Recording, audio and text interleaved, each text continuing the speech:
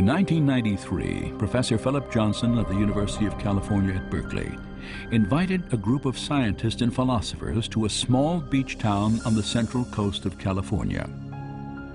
They came from major academic centers, including Cambridge, Munich, and the University of Chicago, to question an idea that had dominated science for 150 years. I think Pajaro Dunes represented a turning point for many of us. Individually, we all had questions about evolutionary theory, but when we came together, each person brought something of their own to the table, and suddenly we all had a glimpse of a new way of looking at life that none of us had individually seen before. I would have to say that this was an intense period of time in my life. It just seemed that there was something here much more intellectually satisfying than the view that I had held up until this time. Looking back on it now, I think that gave me the motivation to actually look at the evidence and just see where I thought it pointed. I realized that this was bigger than any one person or discipline, and this was the beginning of a community of scientists who are now willing to face the fundamental mystery of life's origin.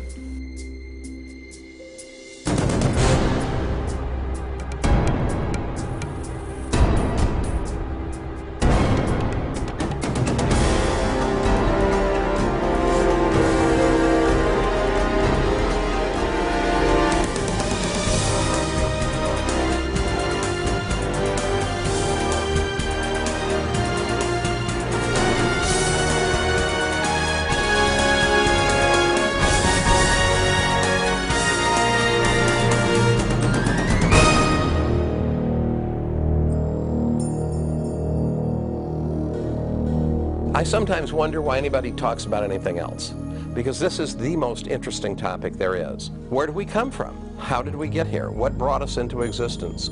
What is our relationship to reality as a whole? You look at the incredible diversity and complexity of life, and inevitably the question arises, what brought all this into existence? Was it simply chance and necessity, undirected natural forces? Or is there something else going on? Is there a purpose, a plan, a design due to an intelligent cause? I think that is the fundamental question.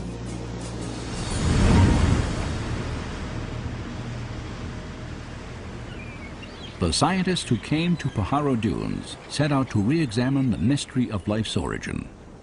For each had significant doubts about widely held evolutionary ideas. Among them, biochemist Michael Behe questioned how natural processes could have assembled the intricate structures found within living cells. Dean Kenyon was an evolutionary biologist who no longer thought that chemistry alone could account for the origin of life on Earth. And Stephen Meyer, Paul Nelson, and William Dembski were seeking a new approach, one that could explain the origin of the genetic information encoded in living organisms. These scientists and philosophers began to formulate an alternative to the central theory of modern biology, a theory born in the mind of a British naturalist. His name was Charles Darwin.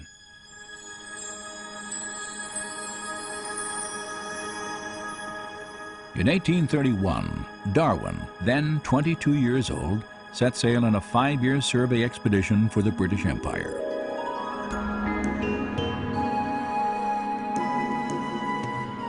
He journeyed from England on the HMS Beagle, traveling around the southern tip of South America, then north toward a chain of volcanic islands in the Pacific called the Galapagos.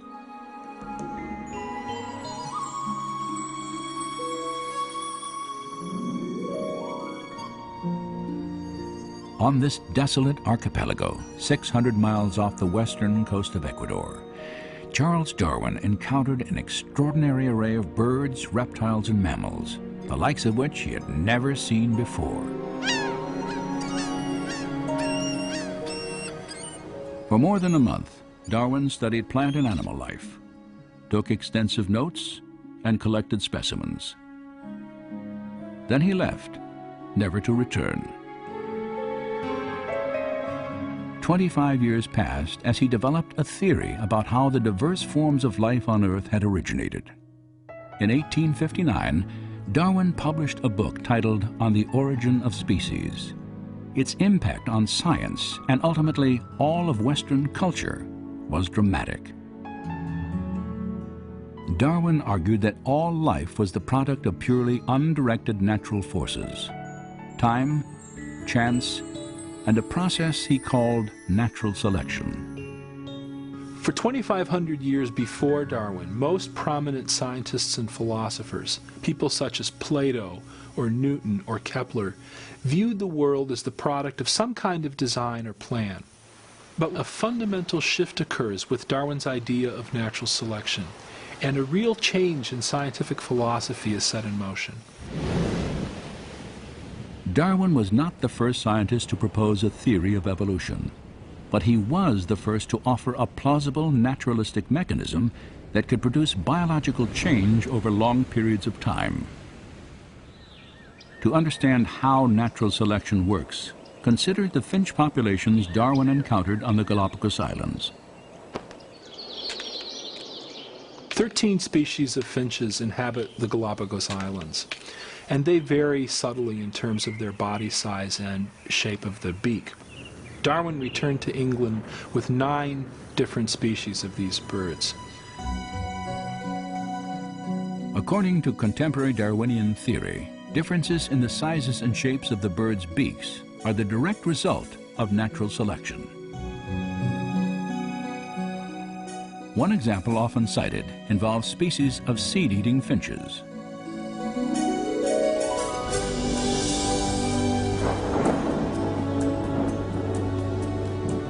Following seasons of heavy rain, small, soft seeds are plentiful throughout the islands. Birds with short beaks can easily gather food. However, during periods of drought, the only seeds available are encased in hard, tough shells that remain on the ground from the previous year. In these circumstances, only birds with longer, sharper beaks can crack the shells and eat the seeds. Those birds with the longer beaks survive because they can reach the food source, whereas other birds cannot. That long beak, then, confers what biologists now call a functional advantage. The finches with smaller beaks, unfortunately, die out from starvation because they cannot reach that food source. If the drought conditions continue, the environment causes a change in the features of the finch population as a whole. Over time, the long beaks are passed on to succeeding generations because those beaks enable the birds to survive. Natural selection was a powerful idea. Physical variations that proved advantageous would be inherited by succeeding generations. Through this process, populations would be altered, and over time, fundamentally different organisms would arise without any form of intelligent guidance. Darwin wanted to explain everything in the history of life in terms of undesigned, unintelligent natural processes. And when he looked for an explanation, what he found was that a process he could observe in domestic populations also operates in the wild. Now, Darwin himself was very familiar with domestic breeding. He himself studied pigeon breeding. And he knew that for centuries, human breeders had been able to make dramatic changes in populations by selecting only certain individuals to breed. Darwin merely suggested that this same process operates in the wild. For Charles Darwin, natural selection explained the appearance of design without a designer. There was no longer any need to invoke an intelligent cause for the complexity of life. In effect, natural selection became a kind of designer substitute. Today, Darwinism is generally assumed throughout science and the academic world. Yet, despite its wide acceptance, a growing number of scientists and scholars, including those who met at Pajaro Dunes, now challenge key aspects of Darwinian theory. When we came together at Pajaro Dunes, we certainly didn't agree on everything, but we did share a real dissatisfaction with the mechanism of natural selection and the role that it was playing in biological explanation. Natural selection is a real process, and it works well for explaining certain limited kinds of variation. small-scale change. We have lots of examples of that, in fact. Where it doesn't work well is explaining what Darwin thought it could, namely the real complexity of life. We have a finch beak, and then you've got the finch itself. A minor change in the structure of the beak versus the origin of the organism itself. These are different scales of phenomena. These are different kinds of problems. And the important problem for biology is to understand where natural selection works and where it doesn't, and why there's a difference. Evidence is very powerful, and all of us had the sense that if we let that evidence speak for itself, that it would lead us in a very different direction, away from natural selection and towards a different conclusion about the origin and nature of life on Earth.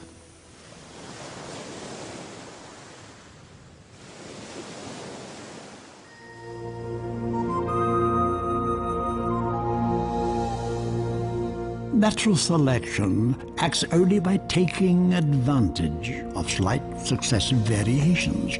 She can never take a great and sudden leap, but must advance by short and sure, though slow steps.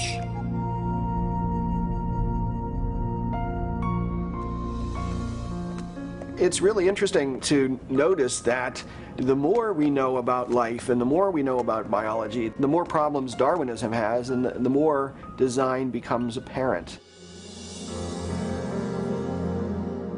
Since 1988, Dr. Michael Behe has investigated complex biological systems that seem to defy explanation by natural selection.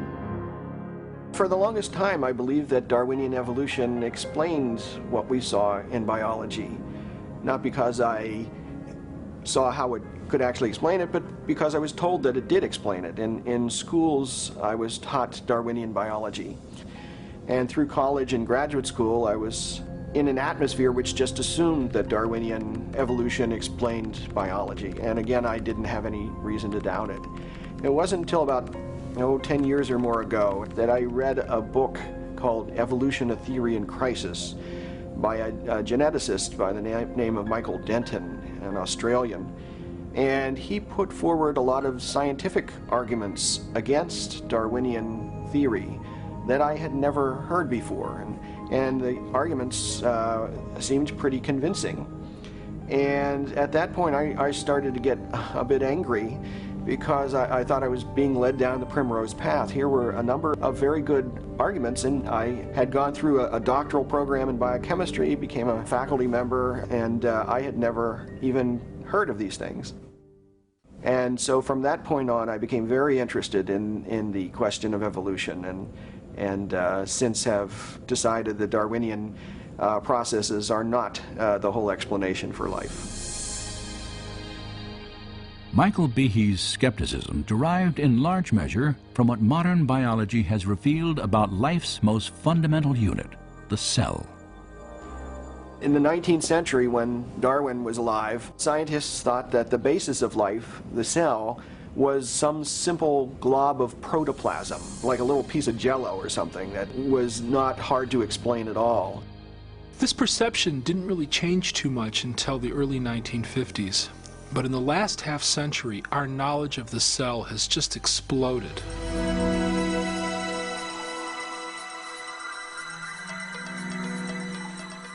Today, powerful technologies reveal elaborate microscopic worlds. Worlds so small that a thimbleful of cultured liquid can contain more than 4 billion single-cell bacteria, each packed with circuits, assembly instructions, and miniature machines, the complexity of which Charles Darwin could never have imagined. At the very basis of life, where molecules and cells run the show, we've discovered machines, literally molecular machines. There are little molecular trucks that carry supplies from one end of the cell to the other. There are machines which capture the energy from sunlight and turn it into usable energy. There are as many molecular machines in the human body as there are functions that the body has to do. So if you think about hearing, seeing, smelling, tasting, feeling, blood clotting, respiratory action, the immune response, all of those require a host of machines. When we look at these machines, we ask ourselves, where do they come from?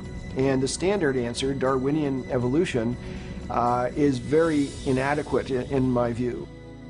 In speaking on the topic of scientific naturalism and evolution... During the early 1990s, at a series of academic conferences, Behe first shared his doubts about the ability of natural selection to construct complex molecular machines.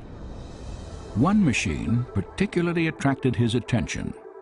I remember the first time I looked in a biochemistry textbook and I saw a drawing of something called a bacterial flagellum with all of its parts in all of its glory. It had a propeller and the hook region and the drive shaft and the motor and so on. I looked at that and I said, that's an outboard motor. That's designed, you know, that's no chance assemblage of parts. Behe's reaction was not surprising, for the molecular motors that drive bacteria through liquid each depend upon a system of intricately arranged mechanical parts. These parts come into focus when portions of a cell are magnified 50,000 times. Biochemists have used electron micrographs like this one to identify the parts and three-dimensional structure of the flagellar motor.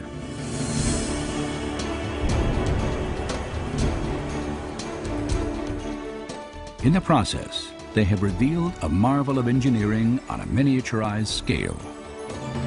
Howard Berg at Harvard has labeled it the most efficient machine in the universe.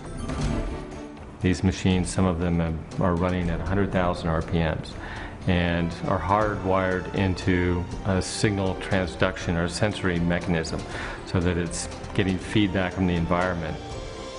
And even though they're spinning that fast, they can stop on a dime. It only takes a quarter turn for them to stop and shift directions and start spinning 100,000 RPM in the other direction. And just like outboard motors on motorboats, it has a large number of parts which are necessary for the motor to work. The bacterial flagellum, 2 gears, forward and reverse, water-cooled, proton motive force. It has a stator, it has a rotor, it has a U-joint, it has a drive shaft, it has a propeller, and they function as these parts of machines. It's, you know, it's not convenient that we give them these names. That's truly their function. Since its discovery, scientists have tried to understand how a rotary motor could have arisen through natural selection. As yet, they have failed to offer any detailed Darwinian explanation.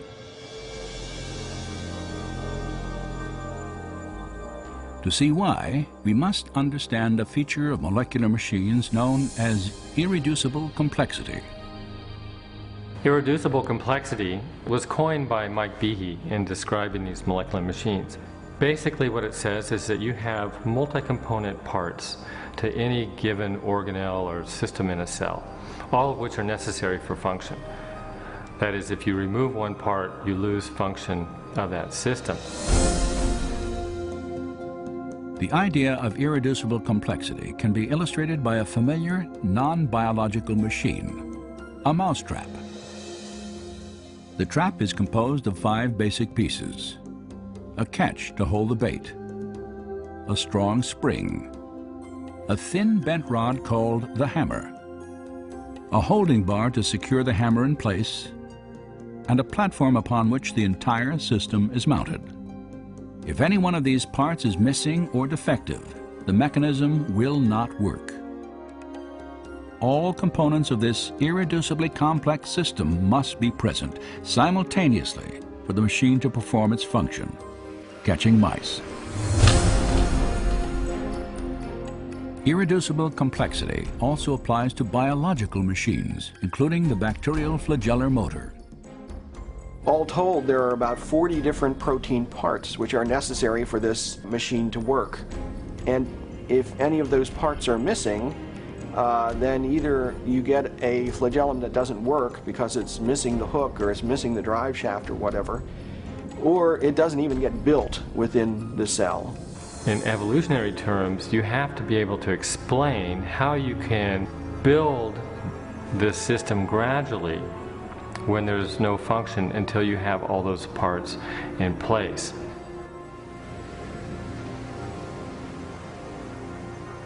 The irreducible complexity of molecular machines poses a severe challenge to the power of natural selection. According to Darwin's theory, even very complex biological structures like an eye, an ear, or a heart can be built gradually over time in small incremental steps.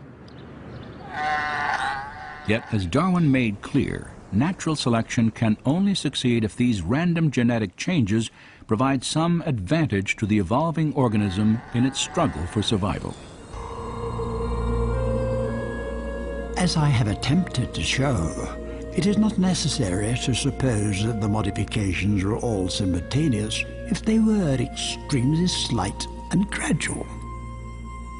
Natural selection is scrutinizing the slightest variations, rejecting those that are bad, preserving and adding up all that are good. But could Darwin's small, favorable variations have produced a bacterial flagellum? Some scientists doubt the possibility.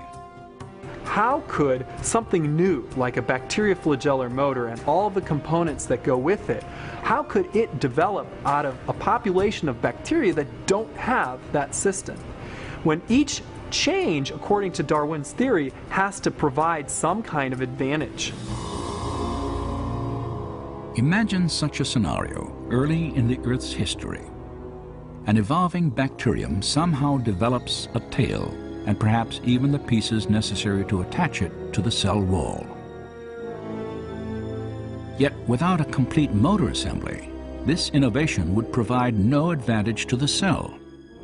Instead, the tail would lie immobile and useless, invisible to natural selection, which by definition can only favor changes that aid survival. The logic of natural selection is very demanding.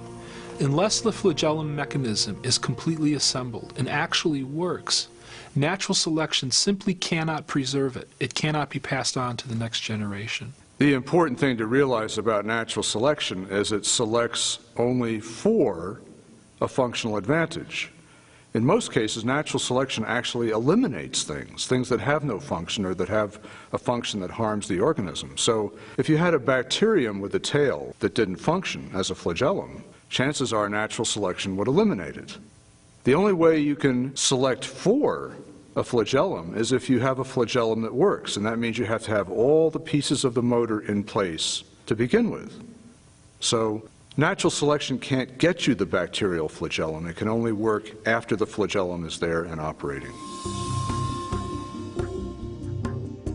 In 1996, Michael Behe published a book titled Darwin's Black Box. In it, he argued that natural selection, Darwin's designer substitute, could not explain the origin of the bacterial flagellum or any other irreducibly complex biological system. Instead, Behe concluded that the integrated complexity of these systems pointed to intelligent design. Darwin's black box created immediate controversy. Over 75 publications, including some of the world's leading newspapers and scientific journals, reviewed the book. Some scientists praised Behe's work, while others dismissed it as unscientific and religiously motivated. Behe's critics also insisted that he had underestimated the power of natural selection. They argued that the flagellar motor could have been constructed from parts used to build simpler molecular machines, like this needle-nose cellular pump. If the components of the pump already existed, they could have been preserved by natural selection even before the bacterial motor arose. This theory is called co-option. It's essentially saying that evolution or natural selection at some point was able to borrow components of one molecular machine and build a new machine with some of these components. Scott Minnick has studied the flagellar motor for nearly 20 years. His research has led him to challenge the co-option argument. With a bacterial flagellum, you're talking about a machine that's got 40 structural parts. Yes, we find 10 of them are involved in another molecular machine, but the other 30 are unique. So where are you going to borrow them from? Eventually, you're going to have to account for the function of every single part as originally having some other purpose. So you can only follow that argument so far until you run into the problem of you're borrowing parts from nothing. But even if you concede that you have all the parts necessary to build one of these machines, that's only part of the problem. Maybe even more complex, I think more complex, is the assembly instructions. That is never addressed by opponents of the irreducible complexity argument. Studies of the bacterial motor have indeed revealed an even deeper level of complexity, for its construction not only requires specific parts, but also a precise sequence of assembly. You've got to make things at the right time. You've got to make the right number of components. You've got to assemble them in a sequential manner. You've got to be able to tell if you've assembled it properly so that you don't waste energy building a structure that's not going to be functional. Building a molecular machine has been compared to the construction of a house, where workers follow a detailed blueprint and plan for assembly. The foundation of a house is poured before the walls are erected. Plumbing and electrical fixtures are installed prior to enclosing the walls of the structure. Windows must be hung before siding is applied, and shingles are attached only after plywood sheets are nailed to the rafters. So it is with the construction of a flagellar motor. You build this structure from the inside out. You are counting the number of components in a ring structure or the stator, and once that's assembled, there's feedback that says, okay, no more of that component now. A rod is added, a ring is added, another rod is added, a U-joint's added. Once the U-joint's at a certain size and a certain degree of bend, about a quarter turn, that's shut off, and then you start adding components for the propeller. These are all made in a precise sequence, just like you would build a building. To build a motor correctly requires a complex system of machines that coordinate the timing of the assembly instructions. But how could natural selection construct such a system? The co-option argument doesn't explain this. You see, in order to construct that flagellar mechanism, or tens of thousands of other such mechanisms in the cell, you require other machines to regulate the assembly of these structures. And those machines themselves require machines for their assembly. If even one of these pieces is missing or put in the wrong place, your motor isn't going to work. So this apparatus to assemble the flagellar motor is itself irreducibly complex. In fact, what we have here is irreducible complexity all the way down. We know a lot about the bacterial flagellum. We still have a lot to learn, but we know a lot about it. And there's no explanation for how this complex molecular machine was ever produced by a Darwinian mechanism. 150 years ago, scientists did not know about irreducibly complex molecular machines. Yet Charles Darwin anticipated the difficulty that systems such as these could pose to his theory. If it could be demonstrated that any complex organ existed which could not possibly have been formed by numerous successive slight modifications, my theory would absolutely break down.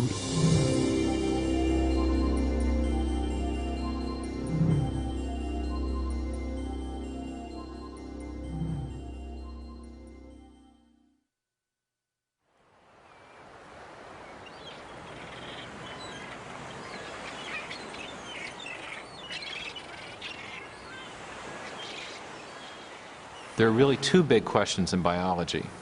How do you get new living forms with new structures like wings and eyes from life that already exists? And secondly, how did life originate on Earth in the first place? Now, of course, we know that Darwin spent most of his life formulating an answer to the first of these two questions.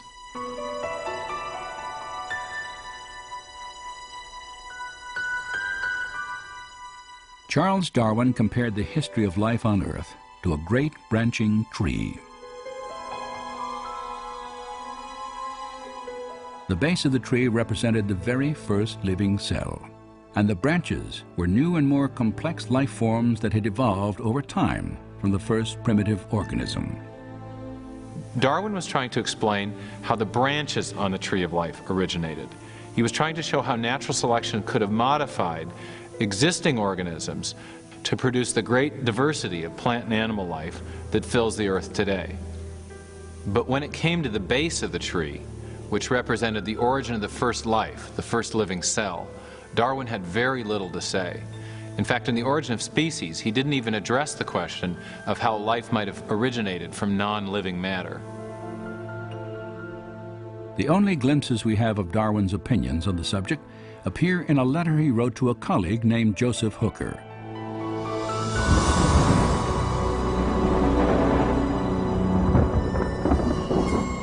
Regarding the first production of a living organism, if, and oh what a big if, we could conceive in some warm little pond with all sorts of ammonia and phosphoric salts, light, heat and electricity present, that a protein compound was chemically formed, ready to undergo still more complex changes, at the present such matter would be instantly devoured. But this may not have been the case before living creatures were formed. During the final years of his life, Darwin did little to develop his idea that a primitive cell might have emerged from simple chemicals in the primordial waters of the early Earth.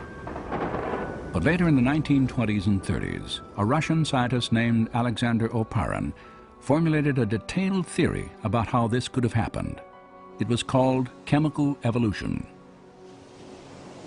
Oparin thought that he could explain the origin of the first life using Darwinian principles.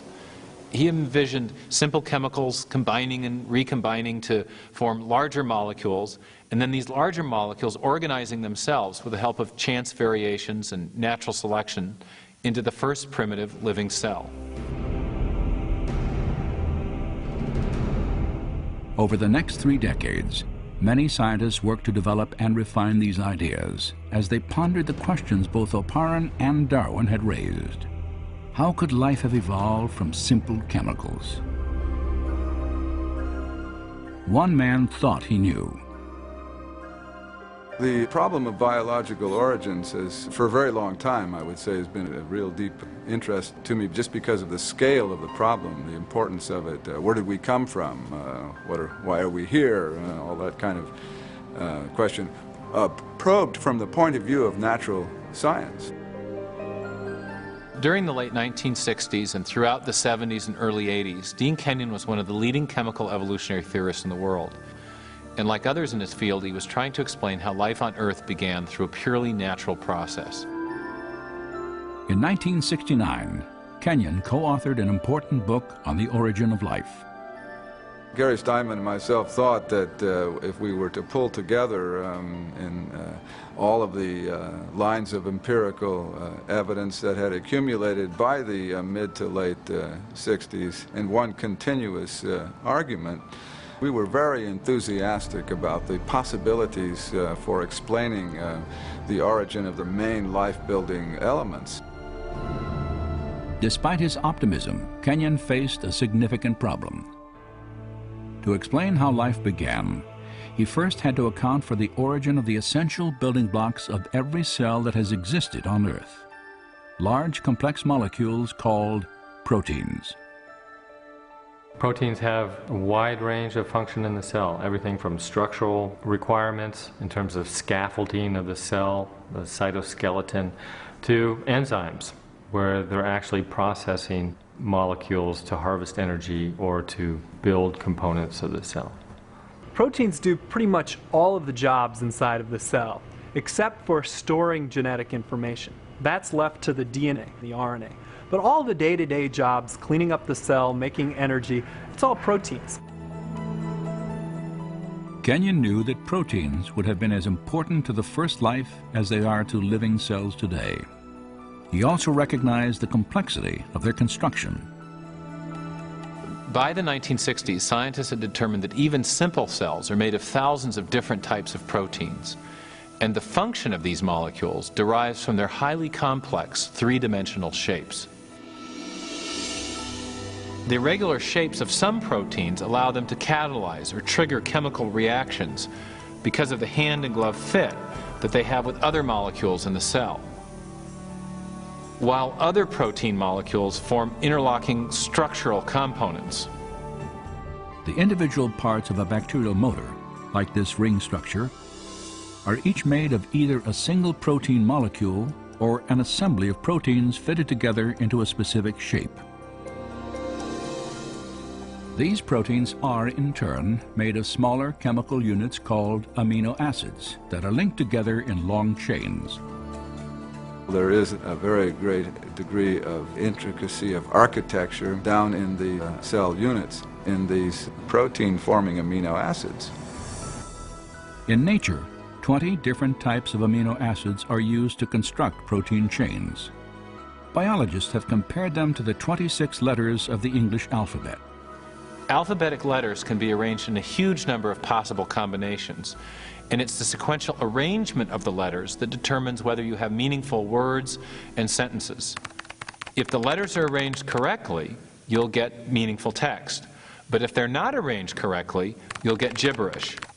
And the same principle applies for amino acids and proteins. There are at least 30,000 distinct types of proteins, each made of a different combination of the same 20 amino acids. They are arranged, like letters, to form chains, often hundreds of units long. If the amino acids are sequenced correctly, then the chain will fold into a functioning protein. Proteins are arranged with their amino acids in such a way that the amino acids collapse on each other into an architecture that is pre-programmed by the order of the amino acids. It folds into a certain structure, and that structure can do a certain function. So all proteins in the cell have a certain three-dimensional pattern that's based on the arrangement of amino acids in the chain. This arrangement is critical, for if the amino acids are incorrectly sequenced, a useless chain forms, and instead of folding into a protein, it will be destroyed in the cell.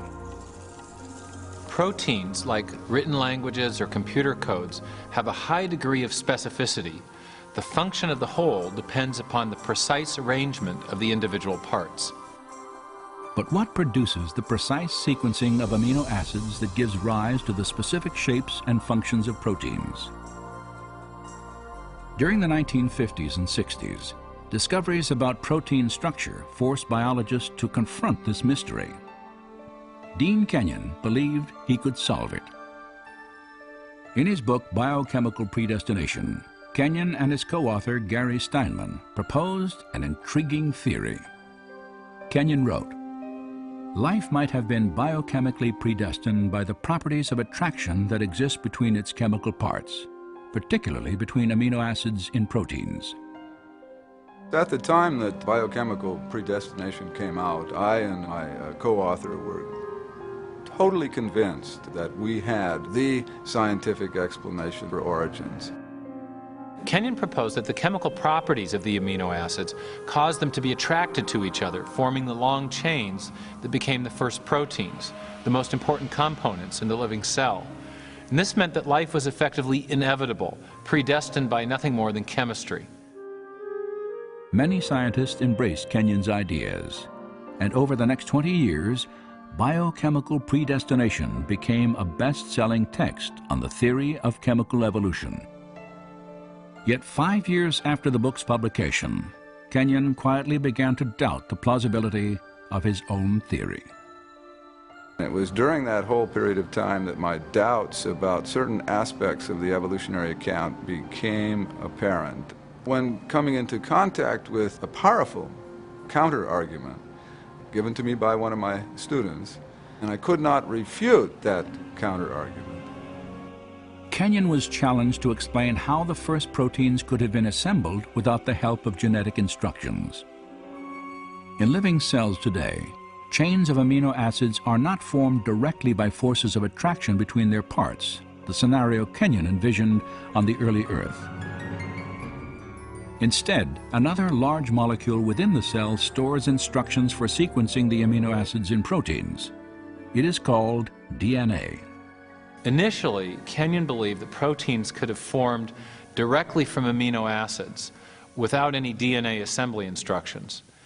And that's why so many scientists were excited about his theory. But the more he and others learned about the properties of amino acids and proteins, the more he began to doubt that proteins could self-assemble without DNA. In DNA, Kenyon encountered a molecule with a property he could not explain through natural processes. For locked securely within its double helix structure is a wealth of information in the form of precisely sequenced chemicals that scientists represent with the letters A, C, T, and G. In a written language, information is communicated by a precise arrangement of letters. In the same way, the instructions necessary to assemble amino acids into proteins are conveyed by the sequences of chemicals arranged along the spine of the DNA. This chemical code has been called the language of life, and it is the most densely packed and elaborately detailed assembly of information in the known universe. Like other scientists working on the origin of life, Kenyon realized he had two choices. Either he had to explain where these genetic assembly instructions came from, or he had to explain how proteins could have arisen directly from amino acids without DNA in the primordial oceans. And in the end, he realized he could do neither.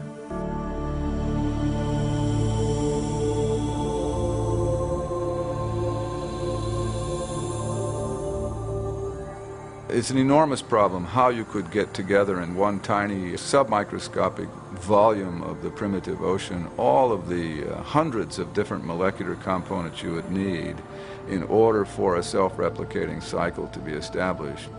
And so my doubts about whether amino acids could order themselves into meaningful biological sequences on their own without pre-existing genetic material being present just reached, I guess for me, the intellectual breaking point sometime near the end of the decade of the 70s. As Kenyon reevaluated his theory, new biochemical discoveries further weakened his conviction that amino acids could have organized themselves into proteins. The more I conducted my own studies, including a period of time at NASA Ames Research Center, the more it became apparent that there were multiple difficulties with the chemical evolution account. And further experimental work showed that amino acids do not have the ability to order themselves into any biologically meaningful sequences. Faced with mounting difficulties in his own theory and a growing body of scientific data about the importance of DNA, Kenyon was forced to confront the absolute necessity of genetic information. The more I thought about the alternative that was being presented in the criticism and the enormous problem that all of us who worked on this field had neglected to address, the problem of the origin of genetic information itself, then I really had to reassess my whole position regarding origins. For Dean Kenyon, a new question became the focus of his search for life's origin. What was the source of the biological information in DNA? If one could get at the origin of the messages, the encoded messages within the living machinery, then you would really be on to something far more intellectually satisfying than this chemical evolution theory. Yet Kenyon realized that he faced a narrowing set of options. By the 1970s, most researchers had rejected the idea that the information necessary to build the first cell originated by chance alone.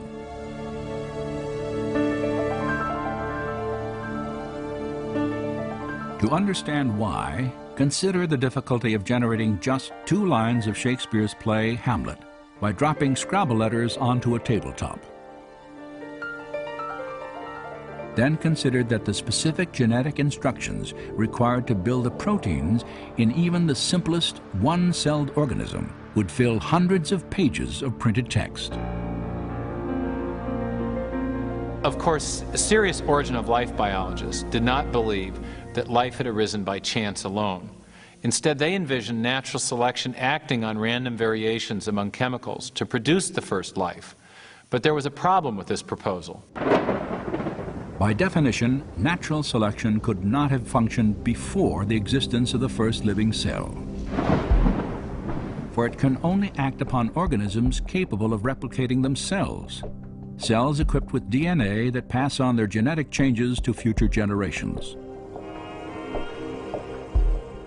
Without DNA, there is no self-replication. But without self-replication, there is no natural selection. So you can't use natural selection to explain the origin of DNA without assuming the existence of the very thing you're trying to explain. Chance, natural selection, and his own theory of self-organization had all failed to explain the origin of genetic information. Now Kenyon saw only one alternative. We have not the slightest chance of a chemical evolutionary origin for even the simplest of cells. So the concept of the intelligent design of life was immensely attractive to me and made a great deal of sense, as it very closely matched the multiple discoveries in molecular biology. In the years since Kenyon's rejection of chemical evolution, science has revealed the details of an entire system of information processing that bears the hallmarks of intelligent design.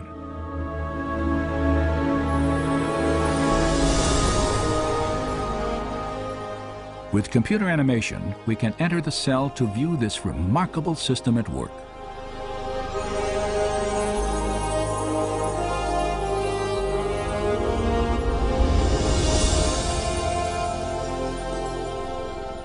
After entering the heart of the cell, we see the tightly wound strands of DNA, storehouses for the instructions necessary to build every protein in an organism.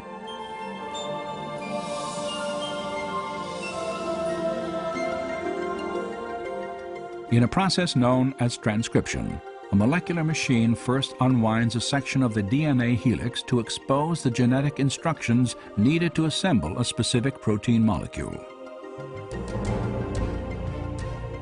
Another machine then copies these instructions to form a molecule known as messenger RNA.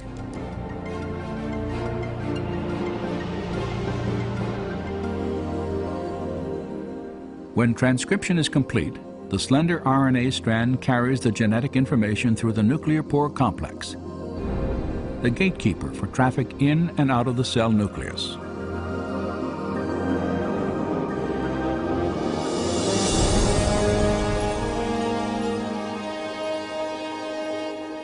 The messenger RNA strand is directed to a two-part molecular factory called a ribosome. After attaching itself securely, the process of translation begins.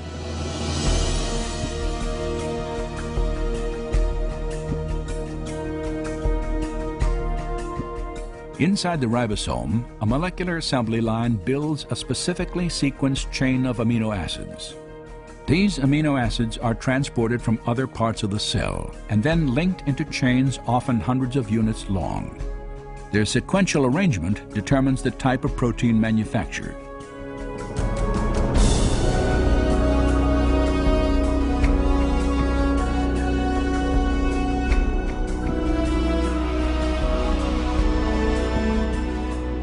When the chain is finished, it is moved from the ribosome to a barrel-shaped machine that helps fold it into the precise shape critical to its function.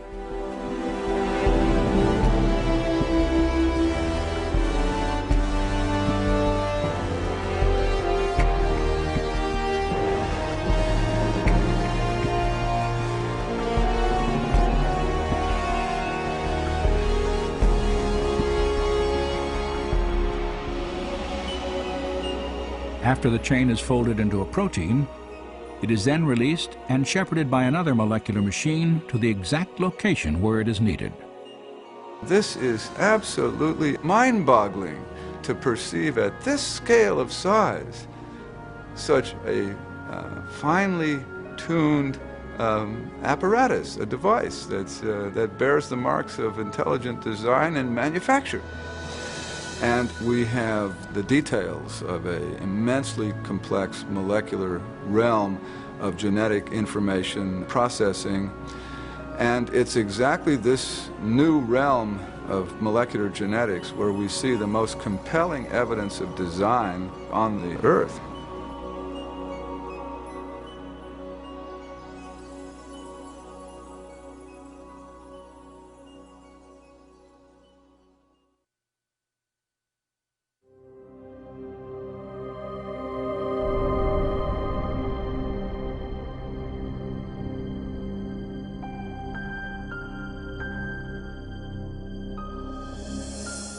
When I look at molecular machines, or the incredibly complex process by which cells divide, I want to ask, is it possible that these things had an intelligence behind them, that there was a plan or a purpose to this structure? Science ought to be a search for the truth about the world. Now, we shouldn't prejudge what might be true. We shouldn't say, I don't like that explanation, so I'm going to put it to one side. Rather, when we come to a puzzle in nature, we ought to bring to that puzzle every possible cause that might explain it. One of the problems I have with evolutionary theory is it artificially rules out a kind of cause even before the evidence has a chance to speak. And the cause that's ruled out is intelligence. Since the late 19th century, since the time of Darwin, in fact, in part because of Darwin's writing in The Origin of Species, scientists came to accept a convention, a definition of science that excluded the possibility of design as a scientific explanation. And that convention has a name. It's called methodological naturalism. And it just means that if you're going to be scientific, you must limit yourself to explanations that invoke only natural causes. You can't invoke intelligence as a cause. And yet, curiously, we make inferences to intelligence all the time. It's part of our ordinary reasoning to recognize the effects of intelligence. Consider, for example, these hieroglyphic messages carved upon the ruins of Egyptian monuments. No one would attribute the shapes and arrangements of these symbols to natural causes like sandstorms or erosion. Instead, we recognize them as the work of ancient scribes, intelligent human agents. Similar reasoning leads us to conclude that the mysterious stone figures on the shores of Easter Island were not formed by the actions of wind and water over great periods of time. Nor do we presume that plants could grow into these familiar shapes without some manner of intelligent guidance. Of course, we make these inferences all the time, and we know they're correct. But the question is, on what basis do we make these inferences? What are the features that enable us to recognize intelligence? Recently, in a book titled The Design Inference, mathematician William Dembski has made an important breakthrough in understanding design reasoning. Dembski has identified the specific features of artifacts that cause us to recognize prior intelligent activity. I came to this by trying to look at how do we reason about design? What are the logical moves that we have to go through in order to come to a conclusion of design? So what I'm trying to do is to establish reliable, empirical, scientifically rigorous criteria for deciding whether something is in fact designed. So I was looking at the logic of it. And what I found was you need improbability and you need specification, the right sort of pattern, these objective patterns. According to Dembski, human beings correctly detect the activity of intelligence whenever they observe a highly improbable object or event that also matches a recognizable pattern. Just such a pattern is found in the Black Hills of South Dakota. If you travel through the West, you'll see lots of different shapes on mountainsides, most of which mean nothing at all. They're just rocks strewn in various patterns. But what you don't see are the faces of Lincoln, Jefferson, Teddy Roosevelt, and George Washington on mountainsides. The only place you see that is in South Dakota. And the reason it's there is because a sculptor, an eccentric sculptor, decided that he wanted to honor these presidents by spending the larger part of his life chiseling their faces in the side of that mountain. That pattern is improbable. A random hillside is also improbable, but a random hillside doesn't specify anything. We do know, though, that there were 4 guys who were presidents of the United States who had particular patterns with their faces, and those patterns on the mountainside in South Dakota match faces elsewhere. If I look up and see the faces, I immediately recognize that they match the faces of the 4 presidents that are known from money or portraits at the National Gallery or paintings and books. And so I realized when I look at Mount Rushmore, we have not only a highly improbable configuration of rock, but one which matches an independently given pattern that reliably indicates intelligence. So we have a small probability, specification, its design.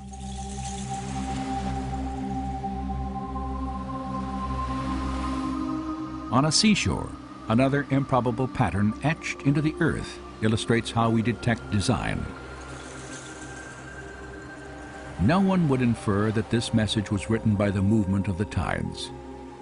Instead, because of the characteristics of this pattern, we identify the words as the products of intelligence.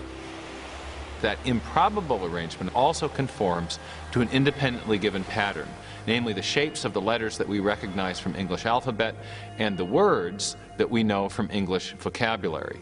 And so it's the improbability of the arrangement plus the fact that it conforms to an independently given pattern that triggers the awareness of design. This illustration suggests that William Dembski's criteria for design detection, small probability and specification, are essentially equivalent to information. The type of information present not only in pictures, written texts, and numeric sequences, but also encoded in software and radio signals.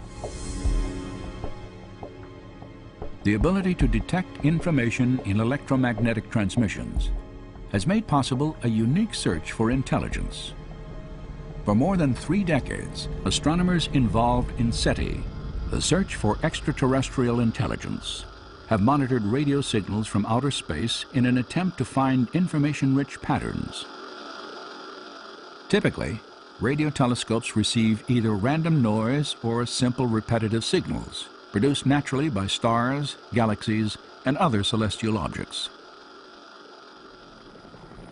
But astronomers recognized that if they ever identified an information-bearing signal, it would confirm the existence of intelligent life beyond the Earth.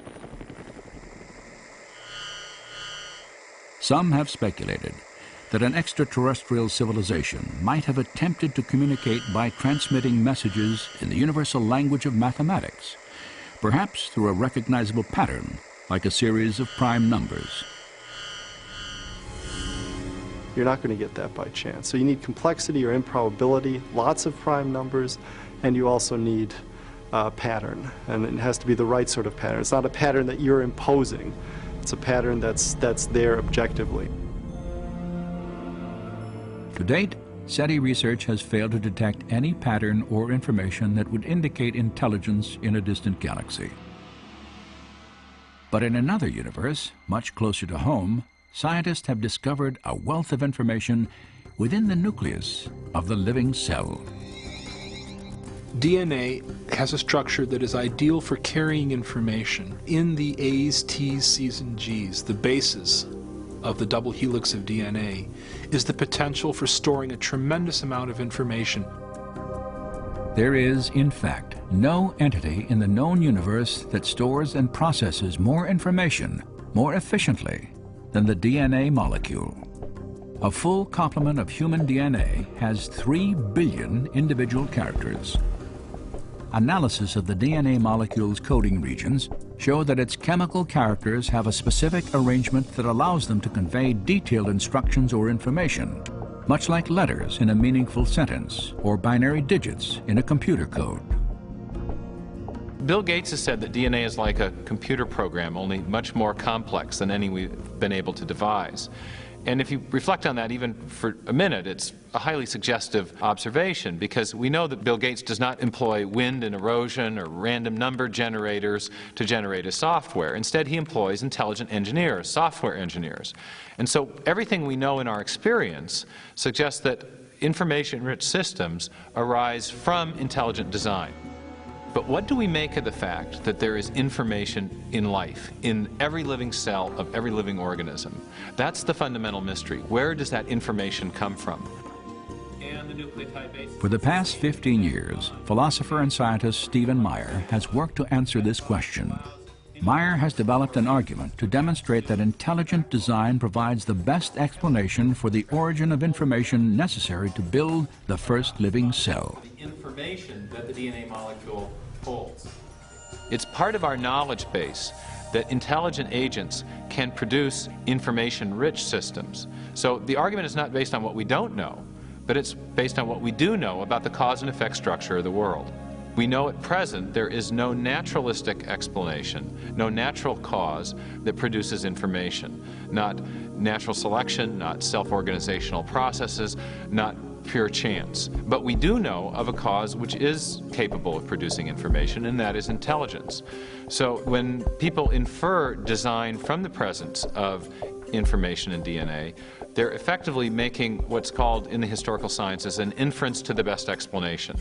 So when we find an information-rich system in the cell, in the DNA molecule specifically, we can infer that an intelligence played a role in the origin of that system, even if we weren't there to observe the system coming into existence. Meyer's work on the origin of genetic information is now part of a comprehensive scientific case for design that grew out of a meeting of scientists and philosophers on the central coast of California in 1993. Their objective was to reassess an idea that had dominated biology for more than a century. In the process, they gave birth to a theory that has become known as intelligent design. To me, the great promise of design is it gives us a new tool and explanation that belongs in the toolkit of science. Intelligent causes are real, they leave evidence of their existence, and a healthy science is a science that seeks the truth and lets the evidence speak for itself. The argument for intelligent design is based on observation of the facts. Now that's my definition of good science. It's observation of the facts. Now when you observe the facts, as Michael Behe has done, what do you observe? You observe this incredible pattern of interrelated complexity. And the way we conclude intelligent design for the bacterial flagellum is the same way we conclude intelligent design for an outboard motor. When we see an outboard motor, we see the way the parts interact and so on. We know somebody made that. The reasoning is the same for biological machines. So the idea of intelligent design is a completely scientific one. Certainly it might have religious implications, but it does not depend on religious premises. When I look at the evidence objectively, without ruling out the possibility of design, design just leaps up as the most likely explanation. And that's why I believe that it's true. I think design is back on the table. You know, we can't explain these systems by natural law. And if we're searching for truth, and they are in fact designed, if we have to be design engineers to understand them, then I say, what's the problem? You know, you go where the data leads you. And the implications, yeah, they have profound metaphysical implications, but so be it. So it's a powerful idea that the universe is rational and comprehensible, underwritten by a supreme intelligence that meant for this world to be understood, is something that underwrites then the program of science, because then you can go out and look at the world and the world will make sense. If it's all just a chaotic assemblage, there's no reason to expect any rationality out there. But if it in fact is the product of a mind, then you can go out and science becomes this enormous, wonderful puzzle-solving project in which you can expect to find rationality and beauty and comprehensibility right at the foundation of things.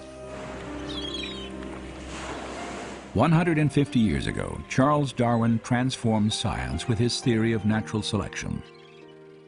Today, that theory faces a formidable challenge. Intelligent design has sparked both discovery and intense debate over the origin of life on Earth.